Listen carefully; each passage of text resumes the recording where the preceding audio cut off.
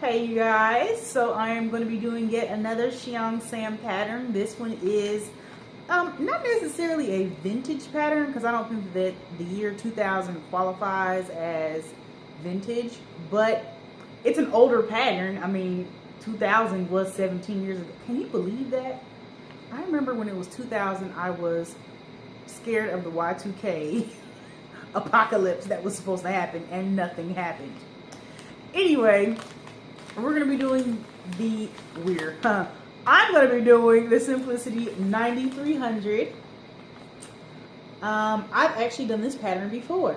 When I first learned how to sew, I actually made this exact same pattern. I loved that dress. When I made it, I didn't make it with the intention of wearing it anywhere. I ended up wearing it to my very first Kim concert. Love calls, love calls, love calls your name. It was so cute. So I haven't really looked at that dress since 2010. So it's been 7 years since I looked at it. So I was going through some patterns because I was getting ready to get rid of a whole bunch of patterns that I can't fit anymore and I'm not going to resize. And when I came across this pattern, I was like, I wonder if I can still fit that dress. I cannot fit that dress. Barely one of my thighs fits in that dress. I think I originally cut it in either a 6 or an 8, when I definitely back then should have cut it either in a size 12 or 14. Well, we all know now, all my patterns are a size 16. That's just the nature of the beast of getting older and being a woman, I guess. But yeah, so I still have it in my closet, but it needs to find a new home because I can't fit it and I'm not about to let it out. The original fabrics that I used was a shantung silk and a brocade. That dress is so beautiful. If I could find some similar dark green and olive green fabrics to make it again, I would make that exact same dress over again. But I'm not about to let it out because my sewing techniques back then weren't the best and it would take too much cleaning up and fixing to get it right. So I'm just going to be making another whole new brand new dress. So I am still going to be doing this main pattern here, which has the mandarin collar and short sleeves. However, I'm going to be eliminating the split in the front. I don't think that's cute. You like wearing your slits in the front? That's fine. I don't have to look at you. But I am actually going to be making a kick pleat in the back of the dress so the front will not have my thigh and my knee out. And the fabric that I'm going to be using, I've actually been wanting to make this dress for the better part of like 2 years. But I never found another fabric that I wanted to like contrast with it because you know I really like contrasting fabrics. So the fabric that I was originally going to make it in is this cotton fabric. It's a nautical fabric that I found at Hobby Lobby that's got sailboats and maps and all that kind of jazz on it. And then I've had this for a few years. Actually, the curtain covering my front window as well as my little ottoman in my living room are covered with this fabric. But I love nautical themed everything, so yeah, I bought extra so that I could make me an outfit out of it. I think originally I was supposed to make a skirt with this, but then I really wanted a Cheongsam out of it. So that is the fabric that I originally had from 2 years ago. Then I was at Hobby Lobby recently and I found the negative of that fabric. So it is navy blue with the sailboats and the maps in white. I know, right? So I will be doing contrasting semi-color blocked type deal. I am also going to be piping the entirety of the dress on the seams with this navy and white striped. Oh, it's got some stretch in it. Okay. I mean, it's, you know, it's not It's just two-way stretch. Okay, that naturally happens. But anyway, I'm going to be cutting this in bias strips and making piping out of it. Because I jacked up my Cheongsam from earlier this year when I was supposed to pipe it, and I forgot and I didn't. So this one will be piped. I also bought buttons from Hobby Lobby that are navy and cream. I don't know if I'm going to be using these. I might just make some covered buttons because I don't know that these are going to stand out enough on this dress. I might make some covered buttons. But that's the plan. So, yeah. I'm excited. A Cheongsam is literally one of the most attractive dresses a woman can have in her wardrobe. Like, it's a fitted, tailored dress that is made for formal wear. Like, it looks good. That high neck with the fitted bodice and then the just very long skirt. It just yeah. Anyway, all right. So here is my finished Cheongsam.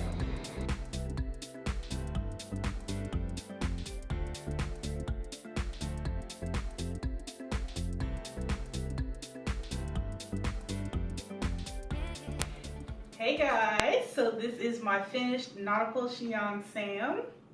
I don't know how long ago that I actually made this dress because I remember zero details about making it. I know that I made it before I went to the David Bowie concert where I wore the Barbie dress because I thought to myself, I should probably wear this dress to that concert. And I was like, well, no, I should probably save this for another event. And I ended up actually wearing it to this year's memorial. So I did not make it for the memorial. I actually had another outfit in mind for the memorial, which was a ivory lace suit with an underlining that was my skin tone. You've actually seen that fabric before when I did my Edwardian outfits for the conventions a few years back, but that's a video for another day. But this was not made for the memorial. I just made it because I love this fabric. As a matter of fact, I don't know if I said this at the beginning of the video because it's been months since I made the beginning of the video, but the white fabric is actually on the covering over my front door as well as my footstool in the living room. So what it is literally just a negative of each other, white with blue print and then blue with white print. I don't remember if I said that there was going to be piping on this dress, but I made all of the piping. I made my own bias tape and then put cord inside of it myself, and that was quite a bit of work, but it turned out exactly like I wanted it to. These sleeves, I'm going to have to put below the website where I found how to do these sleeves. And really, I don't like doing sleeves that are kind of novel, where you've got skin showing through. I don't find that trend to be attractive. When I see it on other people, I really, really don't like it. But because this dress basically covers you from the neck all the way down to your feet, I thought that breaking up a little bit of skin helped with that, because the sleeve was supposed to be a cap sleeve anyway. I do believe that you can make the sleeve long on this dress, but I thought that doing this cute little tulip cuff with the loop-de-loop around the bicep was going to be cute. The lady who has the tutorial on how to do this, it's actually a blog, it's not a video. But the lady who does it, I think her name is Rhonda, and she actually does it where she has a button on the outside, so it's actually like two pieces of material that button together. I made this one continuous piece. I wish that I could have told you guys how I did it, but it was a lot of trial and error involved in that, because the one thing that she did not do to her cuff, to her sleeve, is she did not pipe it. And adding the piping on here was a whole nother horse of a whole different color. So I'm sorry, I cannot tell you how I did this. I just figured it out and did it. But her blog is very informative. If you like doing this tulip sleeve, I would suggest that you go look it up. Even if you have a very, very plain garment, zhuzhing up your sleeves will make it look completely and utterly different. Which I do want to do a variety of different types of sleeves this year. I'm really in love with the trumpet sleeve. And I've got a couple shirts where it has a tiered trumpet sleeve. I want to do more flouncy sleeves and stuff like that. So you will see more of that this year. Not to say that we're not going to do some sleeveless stuff, because we're definitely going to do some sleeveless stuff. It's a nice day. I just actually got done being out in my ministry, and it's very, very nice out today. I would say 0 humidity. There's no breeze, but it's warm, and the sun is out. Ain't no clouds in the sky. It was just a perfect day. However, the reason why I didn't wear this before then is because I had to find buttons that were going to work with this dress. This dress does not necessarily need buttons. I could have done it without the button loops, but I felt like, again, because it is so much fabric and it's covering up so much of your body, that it needed some little detail.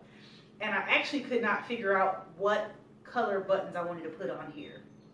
At first, they were silver buttons that had clear rhinestone in the middle, but I was short one button of what I needed. And when I went back to go look for them, I think they must have been on clearance because nobody had them. I looked online and nobody had anything similar. So then I thought, well, maybe I can do either antique bronze or antique brass.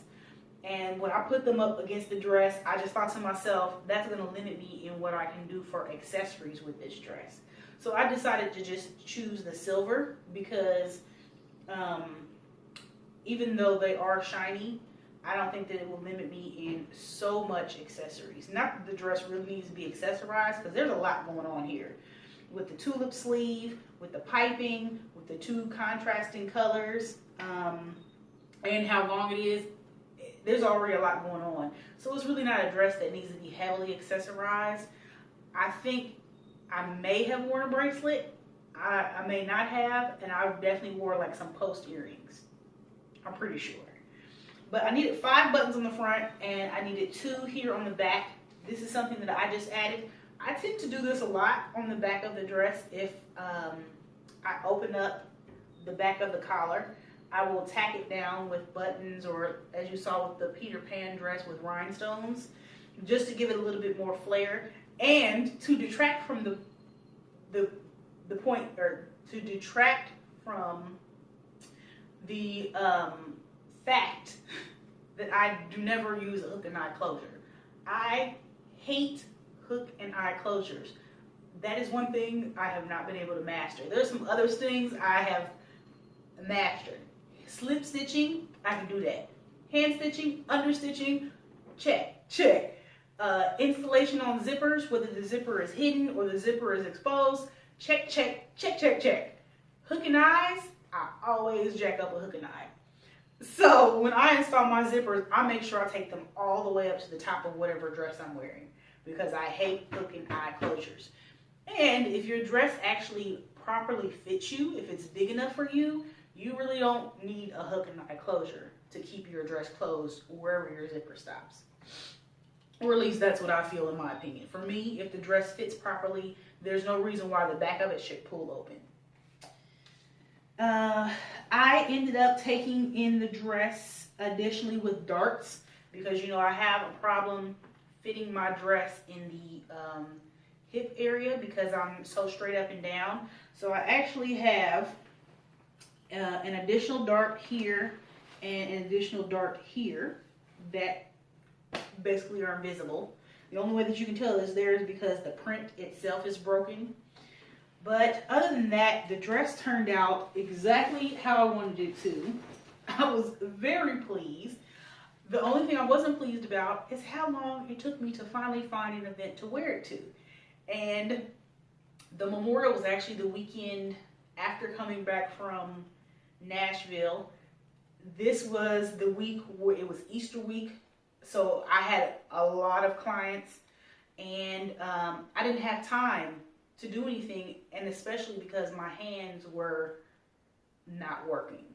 They were barely working at work, so there was no way that I was going to sew anything. And I told myself if I was going to make that suit for the memorial, I had to make it before the outfit that I made for Nashville.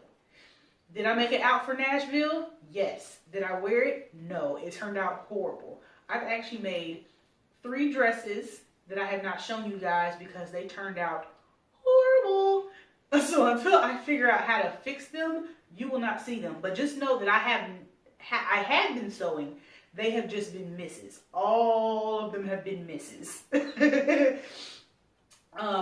So yeah, my heart was hurt because I made 3 dresses back to back and they were terrible.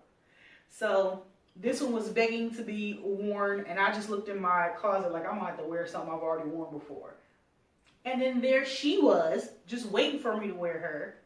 I feel like I finished this in like December, to be honest with you.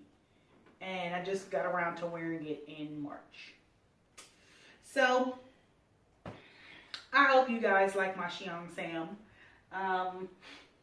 I know that there was a little bit of controversy recently in the news about a girl who wore a traditional Asian dress to her prom. And I find that most unfortunate that you cannot appreciate the style of dress that another culture has because you aren't of that nationality or heritage or culture. And I'm not saying that I haven't experienced that. I have. There is a dress that I made a few years ago, maybe 4 years ago. It's here on my channel for a Native American inspired dress that I made from scratch. And I got a lot of flack from that from Native American people here on YouTube. I don't know why people find it necessary to be negative when there's so much better things that you can spend your time on. These are my creations and I'm very proud of them, and I would never prevent anybody else from wearing something that they found beautiful from another culture. Yeah, I don't want to get political or anything like that because that's not what this channel is about, and that's not what I'm about. I'm just saying, don't be afraid to wear stuff from other cultures, because who can claim everything that they believe to be of their culture? I'm a multicultural individual. I love seeing other cultures and embracing their foods, their clothing, the style of their dress or fashion, their language, their idioms. Like in a couple weeks, I'll be going to the World's Fair here in Dayton. Every year they have it, and what it is, and you probably have one in your city too, is all of the cultures and nationalities and ethnicities come to the Dayton Convention Center, and they sell their food, they sell their crafts, they sell their jewelry, they sell their clothing, and then they have a stage where they do all of their different dances, and we're all there together, and it feels really good to me. That is one thing I look forward to every single year. But even more so, as a Jehovah's Witness, I belong to a multicultural brotherhood of more than 8 million people around the world, and I love seeing all of us together in the same room with the same purpose and embracing each other for your differences and your similarities. So that's my 2 cents. I'm not trying to preach to y'all. I'm really not. I'm just saying I love all kinds of styles of clothing, and I feel like everybody else should too. I'm just saying. Yeah. One of my subbies here, who I adopted as my little sister, You know who you are. She's Hispanic, and she told me that as a child she wore cornrows all the time, but she would not dare do that now as an adult because she fears people who claim their cornrows belong to them. She fears that she would get backlash, and that's really, really sad that she feels that way because it's a hairstyle. Again, you can disagree with me if you want to. What we're not going to do on my channel is argue, okay? We're not going to argue, and we're not going to talk about what you believe some people should wear and what others wear. That's going to get you blocked very easily. You're not going to argue that with me, and you're not going to argue that with any other subscribers here, okay? We are all family over here, and unless you got something positive to say, you're not welcome here, okay? So if you don't like what I had to say, you don't like what anybody in my comment section had to say that was positive, go ahead and hit that dislike button and move on. If you decide that you want to leave a comment that's negative on my page, it will get erased and you will be blocked. Super simple, okay? So again, I hope you like my Cheongsam, but if you had any issues with it, please leave my channel. I appreciate that. Thanks for stopping by, but I don't need your viewership. All right, that is the end of this video. I suggest you go find this vintage pattern on eBay or Etsy. One of my other subscribers told me that you can look on Amazon for some out-of-print patterns too. That I never thought about because I don't use Amazon. But this one is very nice. You can dress it up or you can dress it down. I feel like this is formal. So yeah, but you can do it in a fun, funky fabric, and it doesn't necessarily have to be formal. You can shorten it. You can do some other crazy stuff to it. You know, I like fringe and trim and stuff on my dresses. But anyway, here we are. This is my, this is probably my last Cheongsam of the year. I may have another pattern or two, but I've got so many other patterns that I want to get to. I want to try and make more separates this year. I prefer dresses, but we'll see. All right, guys. Well, I will talk to you later.